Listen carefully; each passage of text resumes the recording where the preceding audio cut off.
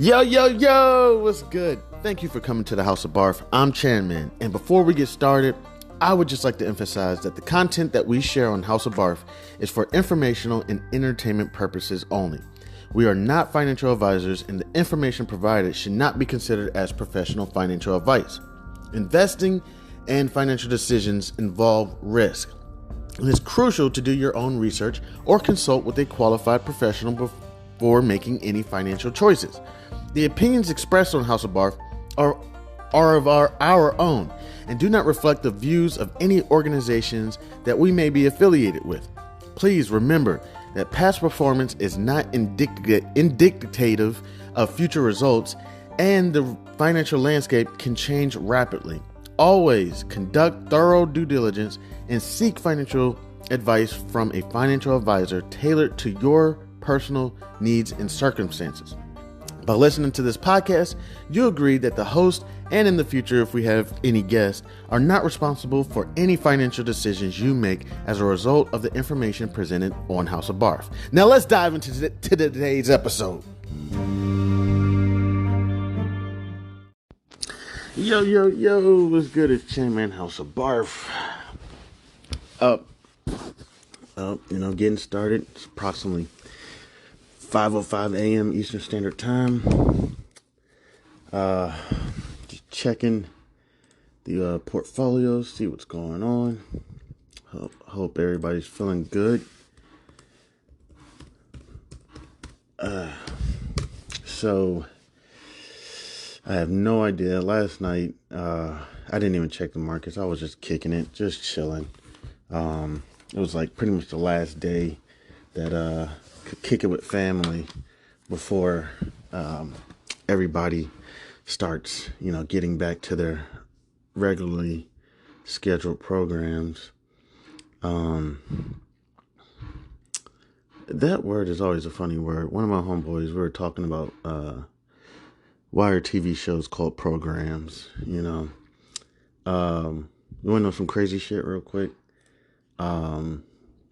One reason why supposedly podcasts, I got some new poison on my computer. I accidentally downloaded something called Wave Browser. Didn't mean to do that, but whatever. One reason why seriously supposedly podcasts are more successful than television shows is because television shows, your eyes are open, and you are kind of, we are being programmed by the visual, but you can kind of go brain dead and just kind of like stare at the television. Really, it's subliminal or whatever, but because it's still going into your head. That's why even when you leave the television on, when you fall asleep, years ago, there was this lawsuit that advertisements in the middle of the night would crank up, the hertz while we're asleep. Because they know that our brain is still ticking. So podcasts, supposedly, it's like in your ear, I think it was a song by Big Boy called Eargasm or something like that. But yeah, it's in your ear, and your brain is on. You kind of got to listen to it. And before you know it, you actually love this podcast. So, I will admit, it is harder getting this off the ground probably than if I had a YouTube channel, but hey, it's all good. So taking a look at Forex right now, it looks like it's popping. Looking at USD JPY, this one I've been working with, it's shooting up. It's at approximately 142.642, something like that. I don't know how to quote Forex yet. I understand there's base price, quote price. I'm learning base price, quote price, blah, blah, blah. But I don't know, I'm looking at USD JPY, and I see that it's at 142.642, but I believe that's 142 and, 64, to, what's that?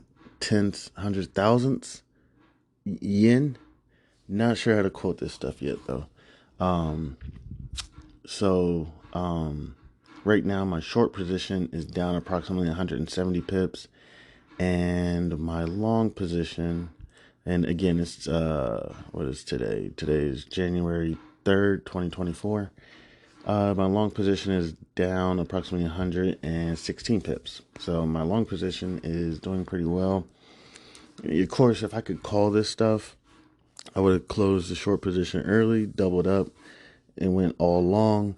And then, I'd be getting ready to probably be up $300-$400, or I don't know how many pips that is. Let me see, probably like, let me think, probably like 200 pips, something like that. But it's all good. I'm not sweating it. That's why I have the hedge positions in. I'm sleeping better. I know the question would be, well, see, the thing is, like with option strategies, you can put your hedge in at the same damn time. You can do it with Forex too. But with the option strategies, you can put in like your spread. Like, okay, I'm going to get, like I'm going to sell a 60 and then I'm going to buy a 65. You know what I'm saying? And pretty much that's a $500 loss right there. If the stock that you were playing with decides that it wants to shoot up through the roof, you know what I'm saying? You're probably going to lose the 60 minus the 65. In Forex, if I was to put in a long and a short position at the same damn time,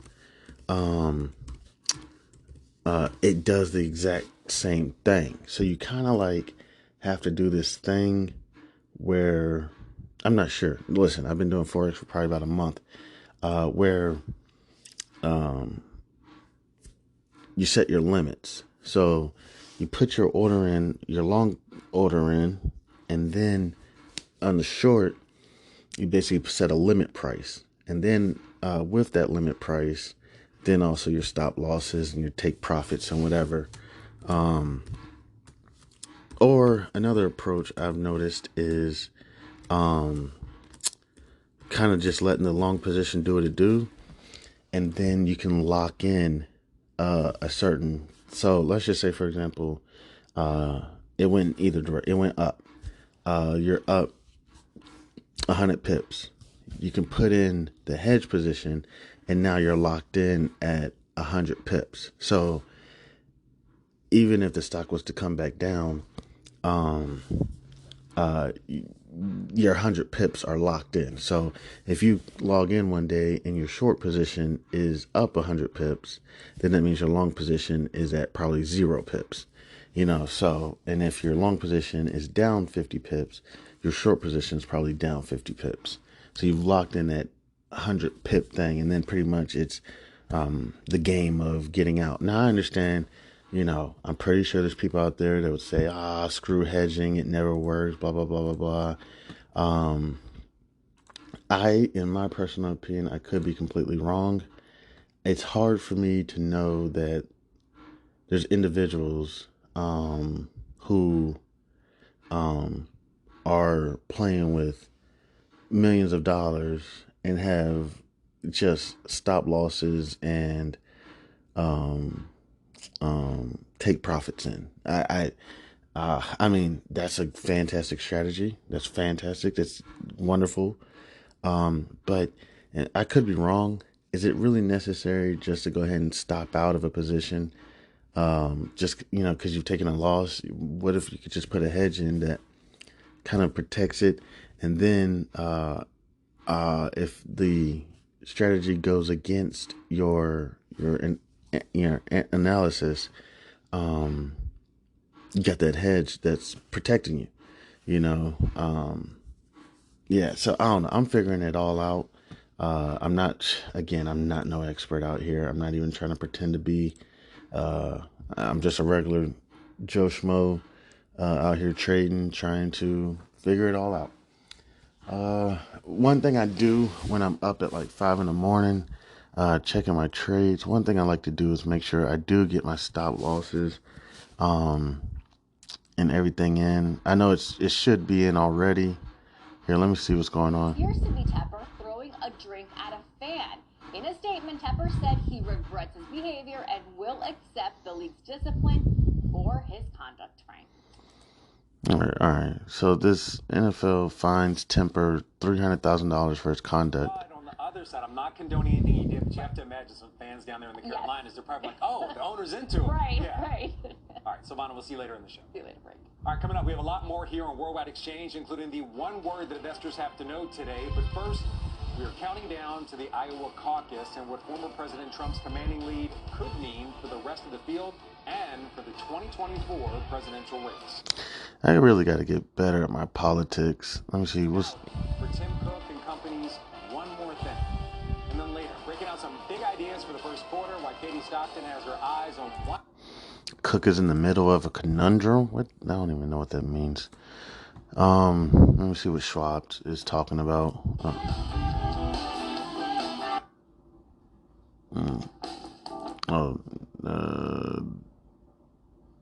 They're on commercial break. All right, cool. So one thing I know, as soon as I put my order in, for example, let's just say I want to sell a contract, I should already have my stop loss and my, excuse me. I should already have, here, let me see real quick. Schwab is back. Here. What's the outlook for a name like AMD? What are you watching when it comes to AMD? Oh, they're talking about AMD. Cool. I don't even know what's going on. Let me see what's going on with AMD. It did hit a new 52-week high on Friday. This is George Stylis, Senior Markets Correspondent. Yeah, if you like. But I think if you look at AMD and Stifel's call, they're still constructively bullish on this particular. I gotta figure out what AMD's doing. Why people are so bullish on it. Which it's semiconductors, AI, and AMD is pretty solid company. I think it's one on the cheaper end of semiconductors. Let me go ahead and take a look. Let's see what's going on with AMD stock. Let's see. AMD stock sank today. Oh, cool. Nice. Why? Let's take a look. Motley Fool. AMD stocks tumbled in 2024's first trading day. Oh, and this is an article written by Keith Noonan, January 2nd, approximately 5:55 or 5:51 p.m., January 2nd, 2024.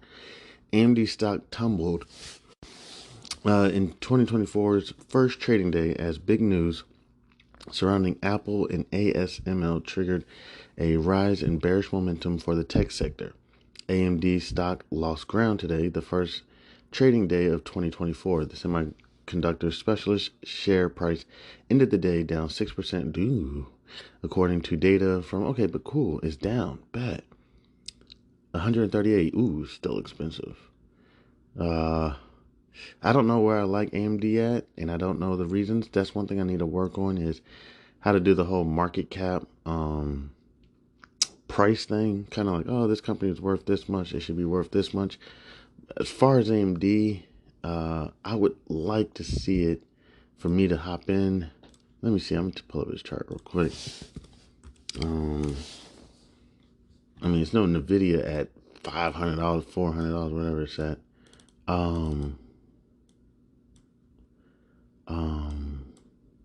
Let me see.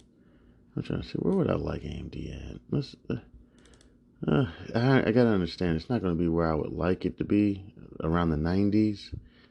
Let me look at it over the last 3 years. No, drop it to the flow. Drop it to the flow. Let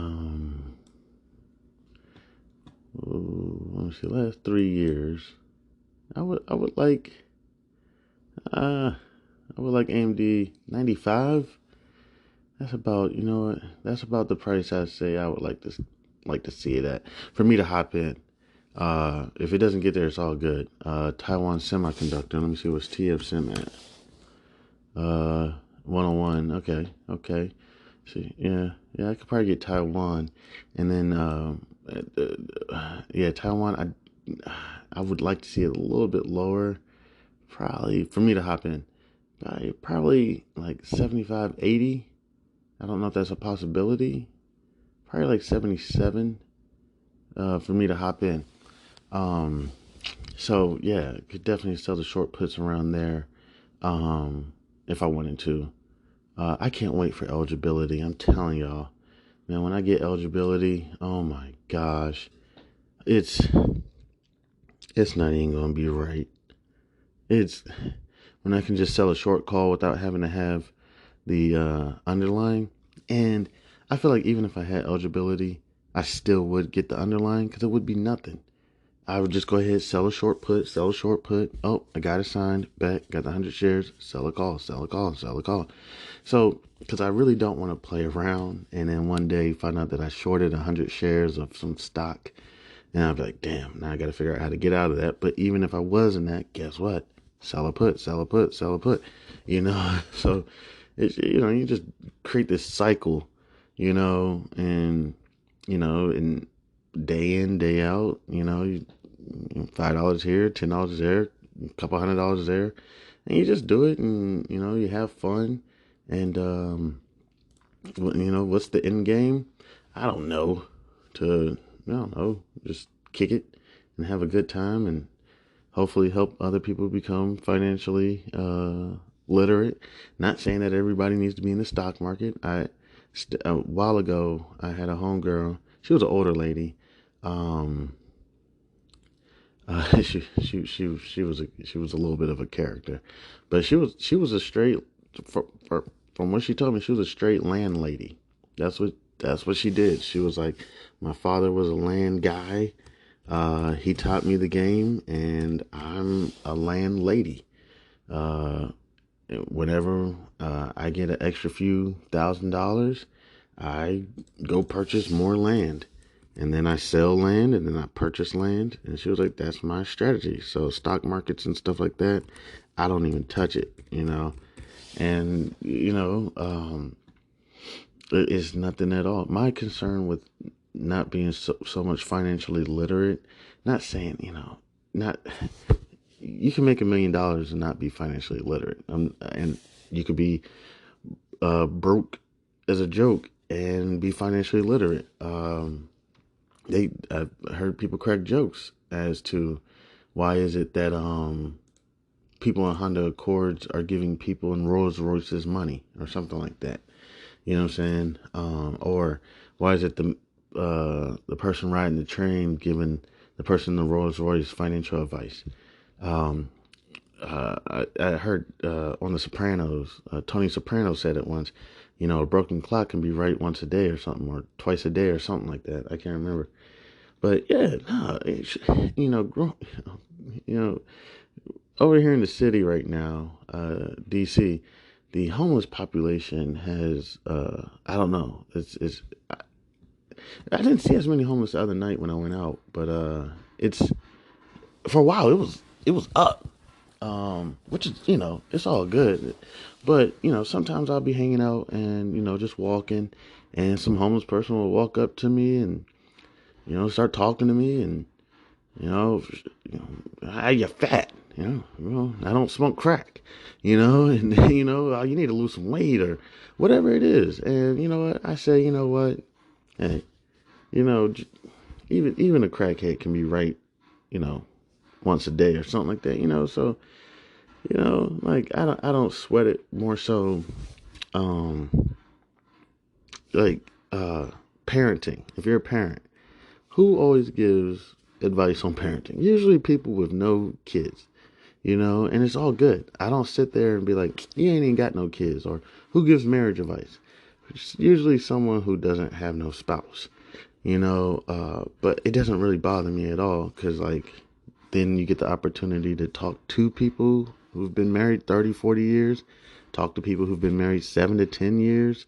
Um, and then you talk to people who haven't been married at all, can barely even hold a relationship for 6 months, you know. But BARF is not about relationships. But yeah, the R in BARF is not relationships. I don't touch on relationships. Um, that's not my that's not my forte. However, if House of BARF takes off, House of BARF Entertainment, I think I have the group of people who want to sit around and talk about things like sex and relationships and I can already hear it now. It's going to probably, like that slap show with Dana White or whatever. It's going to be cringy like that. I have no idea what the topics are going to be. I more so would just probably be funding the operation by the money I get on probably this podcast, this conversation. Probably get these funds will fund multiple projects, and one of them will probably be that podcast. That I'm just going to call it a podcast because it's just going to be ear porn, a bunch of people sitting around talking about sex and drugs and relationships and money and whatever, you know. You got to have a market for everything. But yeah, so I think it's a healthy for example, like let's say like right now I'm 36. I can have some friends who are 75. I can have friends who are 55. I can have friends who are 36. I can have friends who are 18, 19. Shit, not no weird shit. I can have friends who are 14, 15, 16-year-olds. You know what I'm saying? Like, you know, and it's healthy and wonderful. I have to give credit to my estranged partner for this, but she told me that's wonderful because right now that person's 20 years younger than you, and it may seem strange, but when you turn 55, this person is going to be 35.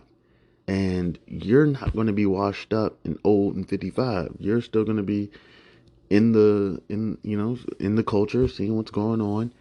And then you get the pleasure of having the wisdom from the older person. They're going to be, 80.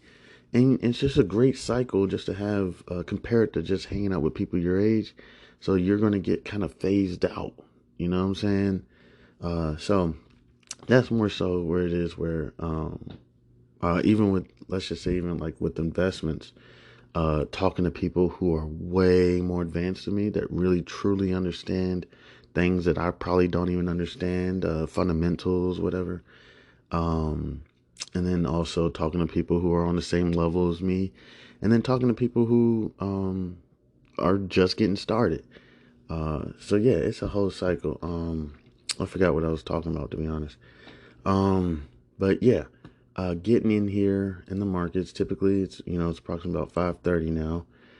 What I like to do is kind of, for those orders that I didn't really get my stop losses and my take profits, as people call it, I don't call it take profits. I call it my limit orders. So, I mean, because that's how I was taught. But now I hear everybody call it take profit. Typically what I say is, and these platforms, they make it so easy for people. It's just ridiculous. So, you could just put in your order, your stop loss, take profit all at the same damn time. And then when it's on your graph, you don't even have to do anything. You can, pull the line up, pull the line down. It's amazing stuff. It really is amazing stuff. And again, what's the goal of trading? Everybody would say is to make a bunch of money.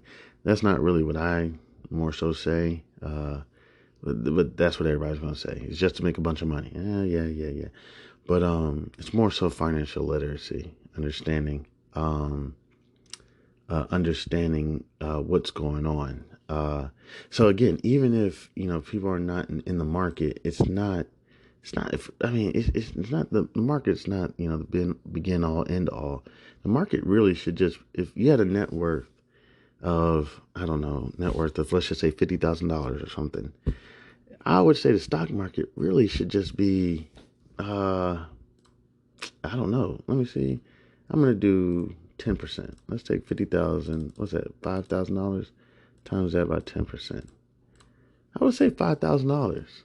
You know what I'm saying? All right. So realistically, if you have, not net worth of 50,000, but yes, net worth of 50,000, but you would also have to have liquid net worth. So let's say you had a liquid net worth of 25,000. Of that, I would say 2,500 should be probably in the stock market, and then you could also have some your other funds elsewhere. Um, the stock market's not begin all in all. Now, what happens is with people, I've done it. I've done it myself too in the past. I kind of sort of doing it now. Um, what's happened in the past is I did that. I had, let's just say I had, I don't know, a few thousand in the bank.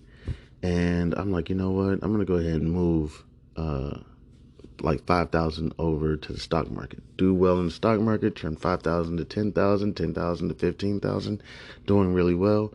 Hey, let me take that money out of my bank account, the whole thing, and just put it in the stock market. Trying to make a trade, lose 17,000 ASAP. Damn. I've done it before in the past. Hurts like you got hit in the face with a bag of rocks. So that's what happens to people. And that's what we try to avoid. The thing again with the market is I consider it like, I don't know how to describe it, like auto debit and then paying your bills with grace periods, due dates, late dates, cutoff periods, reinstatement fees, playing that game.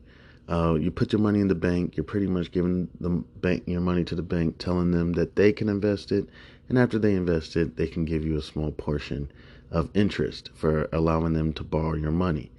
When you go to the stock market, you're pretty much saying, I can do it on my own. Like even the 401k. So you get the 401k with the company, you're essentially saying like, hey, I'll go with your portfolio that you've chosen. I'll take your match, whatever it is, and I'm cool with that. And this is going to help me prepare for retirement. Or you could take your full paycheck, put it in the market, and just invest it yourself. I think we're truly looking at a generation of individuals who are going to say, you know what, I'm kind of okay off the 401k. The 401k does not hurt you until you basically leave the company. Once you leave the company, then you're kind of in this stuck spot where you have however much thousands of dollars, $100,000 in your 401k, and you can't do shit with it. I mean, you're really stuck. Unless you get like a letter of foreclosure from your bank or something, then you can pull money out of your 401k, or you probably roll it over to a traditional IRA, or whatever you rolled it over to, a rollover IRA, whatever, and you can't do shit with it. You're stuck. So I think that's when a lot of individuals say, and I know you can take a loan against it. Let's say you even did that. So you took a loan against it, and you got terminated, or you left your company. Now you got to figure out what you're going to do. Are you going to start paying the monthly payments, or are you going to are you just going to pay the loan off in full? It gets nasty. It gets nasty, and people are probably like, you know what? I don't have to deal with all that. I can get the Roth IRA. Any contributions I made that year, I can take out. Don't quote me on this right now. I'll do the research later. I believe you can take it out. Talk to your tax advisor, but I don't think you have to worry about any taxes except the capital gains, capital losses. Other than that, whatever you put in, you can pull out, no problem. No, if I'm correct, no taxes or anything. You're good. Just the contributions you made for that year. So if you put in $5,000, you can take out $5,000, no worries, no questions asked. I'll Google it in a second, not right now. Because I'm trying to get my stuff together, and then I'm going to try to doze off for just a few minutes before got to get this day started. So what I like to do real quick at these times, 5 in the morning, market's not open. Already checked Forex. My Forex long position's doing pretty well. Looks like I'm going to be able to get out of it soon. And then, of course, I'm going to leave the short position. As we all know, what goes up will come down eventually.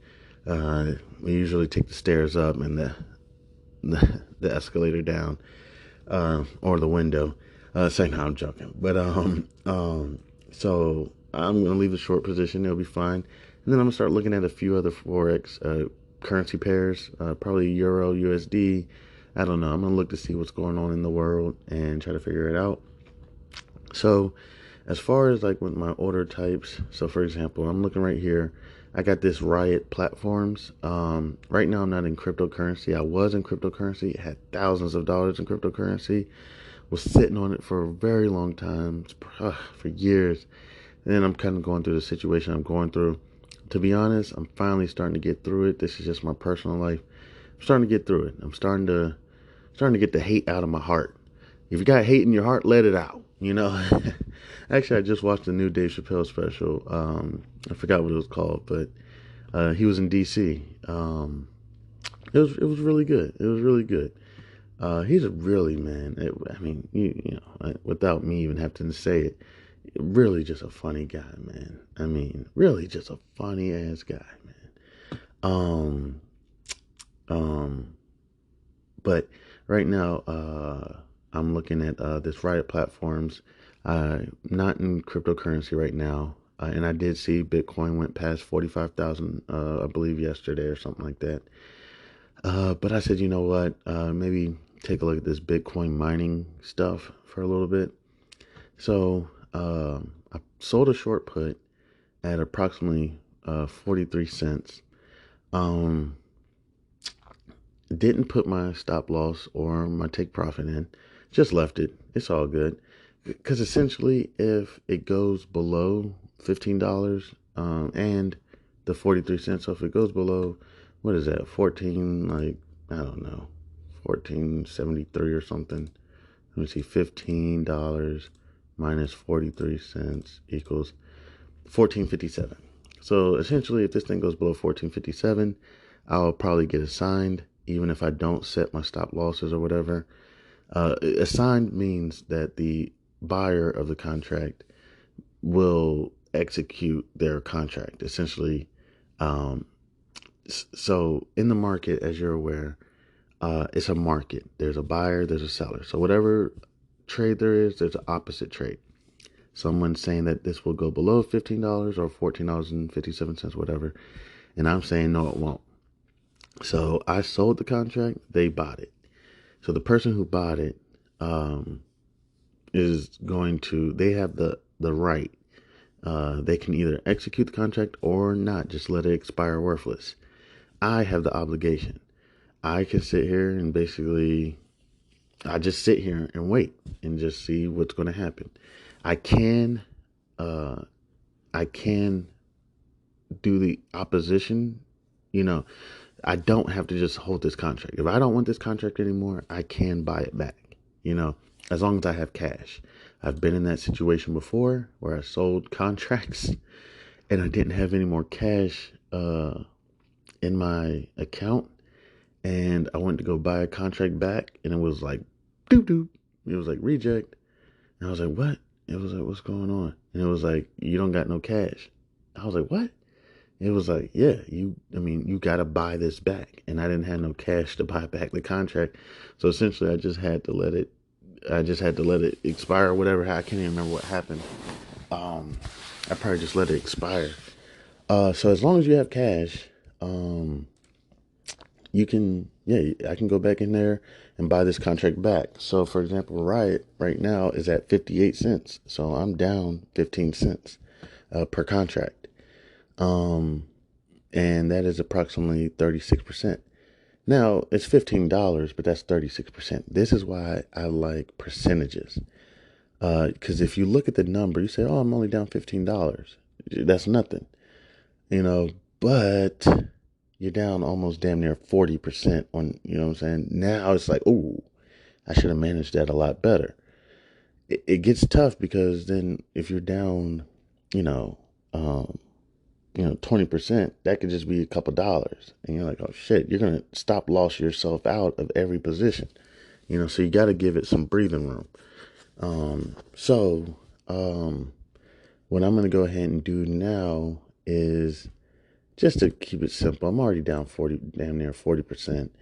Let me see, I'm going to do 0.43 or 43 divided by 2. That's 21. Actually, it's 21.5. So I'm going to take the strong end and do 22. Where I want to buy this back. Because if you wanted to, would you buy something at no, I'm sorry. I'm going to put it at 21. Do I want to buy something back at 22 or do I want to buy something back at 21? I want to buy it for cheaper. So I'm going to go ahead and go on the lower end. And I'm going to put my, oh man, gosh, darn it. My computer's about to die. Give me a second. All right. And I got myself a little Bev. This is Kirkland's alkaline water. All right. I just had to get my charger real quick. All right, so I'm going to go ahead and go into Riot. I'm just going to say 50%. I'm going to go ahead and stop this out. Now, I would say, so I'm going to put this in, my stop in at 21 cents. I would say be very careful with the stops and the limits. Only reason I say that is because 2 times in a row, I did it. Fucked up. I was like, shit. I did it. I did it twice, back to back. It pissed me off. One acronym I use is SLOBs over Bliss. Sell limit and buy stops are above market price. Buy limits, sell stops below market price. So I'm right now putting in a buy stop.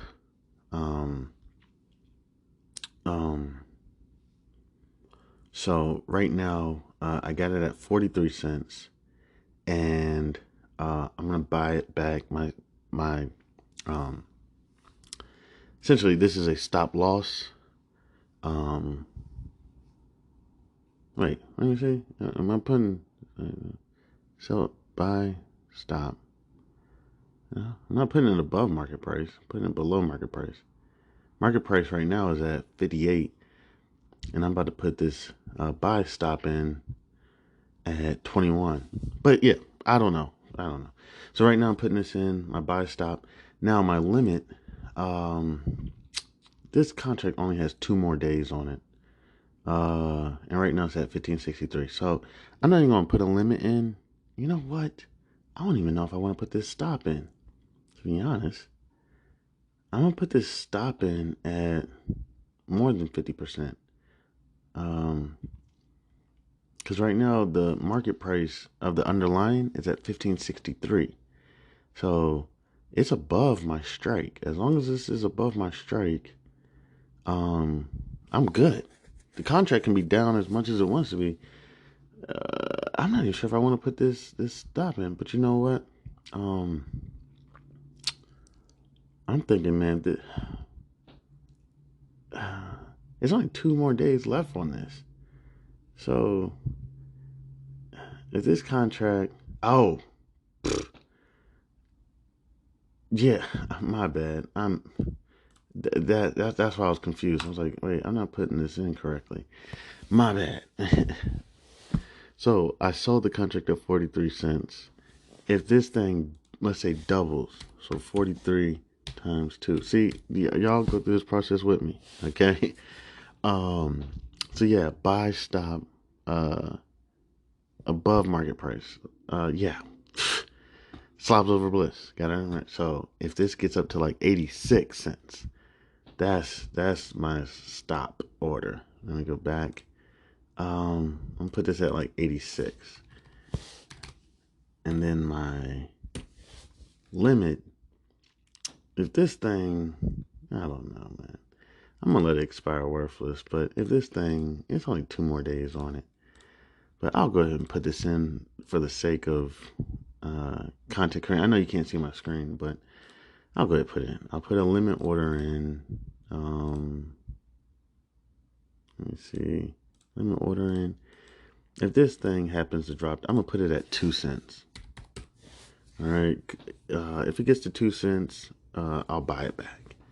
That'll be a gain of 41 cents. Because, I'm about to put it at 1 cent. Yeah, I'll put it at 1 cent. So if this gets to 86 cents, I'll buy it back. I'll take a loss of approximately, what is that? 86 minus 43. That'll be a loss of $43. But at least I just lost all the premium that I made. So you know what? I'm gonna bring that down to 80. So I don't have to lose all the premium I collected. If it gets to 80, I'll buy it back. If it gets to 1 cent, I'll buy it back. And that's if it does that like today or tomorrow. So I'll put this in good till close. There's only 2 more days on this contract. Um, Hopefully, I should just be collecting the 43 cents. So I'm going to go ahead and send that off. Bada bing, bada boom. All right, so I'm going to go ahead and do that with a few more of my other trades. I still got MRO right here. I have a short put, 2 more days left. Sold the contract for $1. Sold that contract, strike price $25.50. Currently right now is the underlying market price is at $24.42. So when this thing hit $24.50, this person probably is just like, you know what, I don't even really feel like assigning this guy yet. Because I'm not assigned yet. Maybe at 9:30 a.m. I may get an email saying you've been assigned, which is cool because I have a cost basis of the underlying. I have the underlying. I have a lot of the underlying. Um, strike price. Trade price $45. So I sold this short put at $25.50. So that should bring my cost basis down if I get assigned. 45 plus 25.50 equals 70.50. Divide that by 2. Should bring me down to about 35.25. And 35.25 minus 24, was it 40? The underlying market price. That'll be $10.85. Times that by 200. Because I should have 2 lots then. And I'll be down about 2 G's. So it's all good. It's all good. And then I'll probably go in there and sell another put to try to get that cost basis down. And I'll have 300 shares. And I'll probably sell that put probably below market price, the underlying, probably around like 20 or something like that. And I'm just going to keep selling those contracts at like 20, 19, 18, 20, 20. And if I get assigned, then I'll have trade price 35 plus 20. That would be 55. Divide that by 2. That would be 27.50. Then I'll be down $3, some odd change, hopefully, per share. Then times that by 300. And I'll be down probably about a G, which is cool. And I'll just be cool in it. And God bless America and all the other and everybody in the world. But right now, shit is going down in the world. Oil prices may be getting ready to skyrocket. They do this all the time. Wars and all this stuff, and then they can. So it's sad. It's really sad. So we may be seeing the prices of oil go up due to supply chain issues because when people are trying to export and import shit, I forgot the name of the people. It's like Houthi or something. I can't remember their names. I know it's terrible. Let me see. The U.S. Navy shot down cargo ships. Let me see real quick. It's the Houthi. The U.S. sunk 3 of their ships on the Red Sea. Damn, these ships are huge. Damn. But these Houthi, they had gunmen on these ships or something. So, it's going to be hard to get stuff in and out. I mean, these ships are huge, and they just shot them down. Where do they go? They just at the bottom of the sea? I don't know. Do we clean our shit up, or do we just be like fuck it? Drop it to the floor. Drop it to the floor. Lean, But I don't know what they do when they just shoot this shit down. Because these ships are huge. These are not no boats. You know what I'm saying? These are huge ships. Just shoot them down. Wow. That's crazy. The U.S. warship also shot down 2 ballistic missiles fired from Yemen. That's crazy. To shoot down them. This is madness. But I mean, it's amazing. Think about somebody shot at your house and you had something that shot that thing down. That's crazy. I'd be like, man, all right, you got it. You got it. Like, all right, so, yeah, this is really going to start a supply chain issue. So oil prices are probably about to go up. Now, of course, if I could own a better oil company like ExxonMobil or Chevron or something, I would. But MRO is like $25, and I've been watching MRO since Marathon Oil for a while now. And man, I could tell y'all a story, man. This shit blew my life. Before I knew what I was doing, I made some bread on MRO, and I didn't close the trade because it was like one of my first options that I traded, and I didn't know how to close the position because I was too nervous. I was like, I don't want to get the under. I probably could have got the underlying and sold it. I was so confused, and next thing you know, it just started shooting down, down, down, down. And then, of course, then I figured out how to close the position. But so I've been trading this thing for years. I've been working on this thing for years, so it's all good. I'm used to it. I'm familiar with it. So I'm gonna work on putting in the buy stops and the limits on that one as well. Right now, that one is down approximately about 11%. But again, it has 2 more days on the contract. This one I could actually, it's in the money, and it's broken even. And I think it's at parity. I can't remember what parity is exactly. Let me see real quick. Da, da, da, da. What does parity mean? Options trading. Let me see. I didn't read it. Okay, but I'll just read it real quick. What option parity means is that option is trading at the purely intrinsic value. There's no time left, i.e. there's no time left. It means when an option is trading at parity. Oh, that didn't help. I forget, but yeah, it has intrinsic value. It's broken even. So this person really could have signed me. They could have signed me today, and they would be up. Because they would short the position at 25.50. Subtract 24 is at 24.42.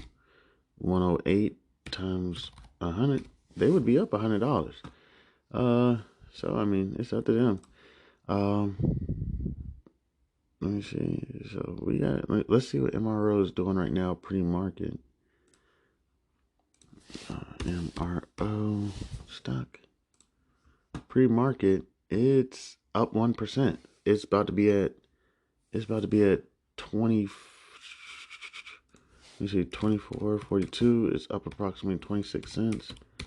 So it's about to be at 24.68, and now they're not gonna be broken even. They're not gonna be at parity. So I don't know. We still got like another day or two on these contracts. So it's up to them. It's fine to me because I'll get my cost basis down. That's all I'm trying to work on. And then JetBlue, I did sell a contract at $6. Not $6. I wish. I sold strike price 6. I sold this for 76 cents, but this has 30 days left on it. Where am I at? This one is currently this one's down 41%. So here's a position that I may want to get ready to start managing. I'm about to be down 50% on this contract. But I got 30 days left on it. The strike price is 6. The current underlying is at $5.27. So this person is waiting to see their contract get to about 5.25, which we're about there. So the strike price 6 minus the 76 cents. So they're waiting for it to get down to about 5.24. They're about at the point they want to be at. Me, I got trade price of the underlying. I actually do have the underlying at $7.76. Again, it's approximately 6 a.m. Eastern Standard Time, January 3rd, 2024. So I can get that cost basis down from approximately $7.76 plus 6 equals $13.76. Divide that by 2. I'll get my cost basis down to about $6.88. And then I just got to hold on to JetBlue and figure out a way to get out of here. I may hold JetBlue for a little while because, I mean, this is the lowest it's been in like 15 years. So, I mean, who knows if JetBlue, let's look at JetBlue's live news real quick. And then I'm going to try to doze off for just a few minutes before shit's about to go crazy. All right. News came out yesterday. Let's go ahead and see what they're talking about. The impending ruling, let me see, the JetBlue Spirit merger ruling will shake up the airline sector, the stock to watch, Barron's. The impending ruling in the JetBlue Airways and Spirit merger trial could shake up the entire industry, but whatever happens, the outcome will cause turbulence for airline stocks. Stop it. Gosh. The proposed $3.8 billion deal will create the fifth largest U.S. airline and spawn a low-cost giant that is better placed to challenge the so-called Big Four, United Airlines, American Airlines, Delta Airlines, and Southwest. The judgment is expected in January, but it's too close to call, according to Raymond James analyst Savanthi Sith. She sees a greater than 50% chance of success for JetBlue and Spirit, but added the regulatory concern remains high. In the month-long antitrust trial, the Department of Justice argued the merger will lead to higher fares and fewer choices for travelers, while JetBlue said the deal is pro-consumer and would enable it to challenge the dominant airlines. Okay. All right, let me check one more piece of news. Major airlines urge Biden's administration to do more to address flight delays, cancellations caused by air traffic control, staffing shortages, private planes. Okay, so, right now on this news with JetBlue, JetBlue is the lowest it's been in like 15 years. I think I'm going to hold on to this for a while and just keep selling short puts on it until I get the cost basis damn near close. But the thing is, you run out of cash every time you get assigned. I'm running out of cash. Not to mention my ass is getting fried by bills. So I'm withdrawing, getting taxed. This is a terrible time. Man, this is god awful. I'm trying to secure a loan with a bank so that I can try to get some more funds in my account. This is Lord of mercy. So yeah, I'm gonna work on real quick getting these sell limits in. Actually, I'm not even sure with this. Let me see. Where would I put my buy stop at? Because I'm already at like 50%. So what I can do is I gotta work on my think back. So I can look at probably the best time to have gotten out of this, which was probably yesterday. So let me see if this thing hits 76 cents. Let me see times 2. This thing hits like 150. I'm gonna put my buy stop in. Good to close. Buy stop. Like 140, and I'll lose majority of my premium. And I'm gonna put my limit order in. This is JetBlue. Let me go ahead put my limit order in at like 30 days. In 30 days, if I get, I don't know, 50% of the portfolio, what I sell it at? 76. 76 divided by 2. If I get like $30, so I'm gonna put this in at like, I'll take $45. So 76 minus 45 is what? 76 minus 45, 31. So if this thing gets down to 31, and within 30 days, I'll buy it back. All right, and that way I would have made $45. We keep moving, and I'll go sell another put. All right, let me go ahead and send that off. Good to close. Good to close. Stop. Limit. Bet. Good. Send it off. All right, adios, amigo. All right, so I'm gonna go ahead. I gotta finish up MRO. If you want to do MRO with me real quick, I'll do it real quick. It only has 2 days left on it. I really don't even want to bother it, but let's just say this thing gets ridiculous, and it what did I sell the contract at? $1. All right, so let's say this thing gets up to I'm gonna put the stop at $1.50, and I'll put good to close, and I'll put my limit.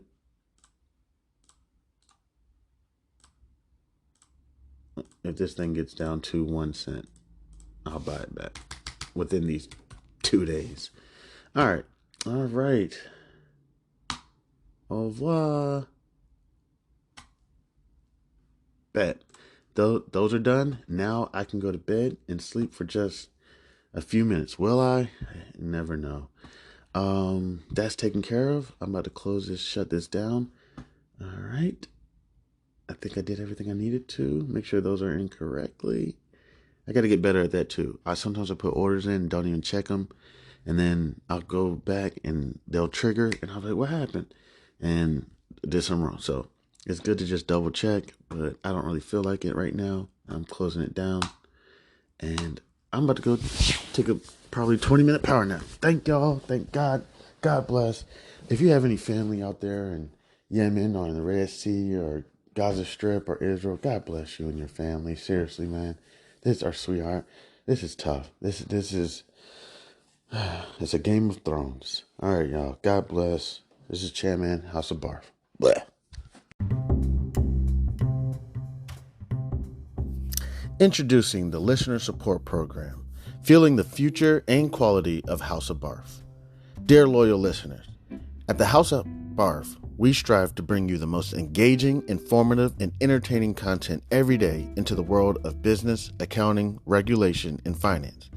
We strive to provide you with expert knowledge, practical tips, and thought-provoking discussions to help you excel in your financial endeavors. We are dedicated to fostering meaningful conversations, sharing valuable insights, and creating a community of like-minded individuals who are passionate about business, accounting, regulation, and finance. Producing high-quality content requires dedication, resources, and effort from a talented team of one, me, but in the future, hopefully I'll have a team. That's why we are excited to introduce our Listener Support Program. This initiative allows you, our cherished audience members, to play a pivotal role in shaping the future and the content and assuring House of B.A.R.F's sustainability. In the future, becoming a supporter, you will be able to enjoy a range of exclusive benefits. Benefits that I'm hoping to be able to bring eventually: early access to episodes, access to episodes that are not, public, that are not accessible to everyone, possibly even create better content. And then all those mistakes I make, maybe I'll put them in a separate episode. You'll be able to get some behind the scenes stuff, and other exclusive things such as merchandise. Possibly I have a children's book coming out, may be able to offer that. Your support goes directly towards enhancing the quality of our content, expanding our reach, our research, and investing in new resources and technology to bring you even better experiences. Your contribution will help us continue to deliver thought-provoking discussions, captivating stories, and insightful I didn't mean to say that. Maybe in the future, may possibly interview someone that will keep you engaged and inspired. Join us in shaping the future of House of B.A.R.F. by becoming a supporter today. Your generosity empowers us to keep our conversations alive and ensures that we can contribute to provide valuable content to audiences around the United States and hopefully in the future of the world. To support us, simply visit podcasters.spotify.com. Then you can get to House of B.A.R.F. Also, it is on Spotify. And support this podcast and become a supporter and choose a membership tier that aligns with your preferences. Every contribution, no matter how small or how big, makes a meaningful impact and is deeply appreciated. Thank you for being an essential part of our journey. With your support, we can reach new heights and create content that truly resonates with you, our incredible listeners. God bless. Happy listening. I'm Chanman. This is House of B.A.R.F.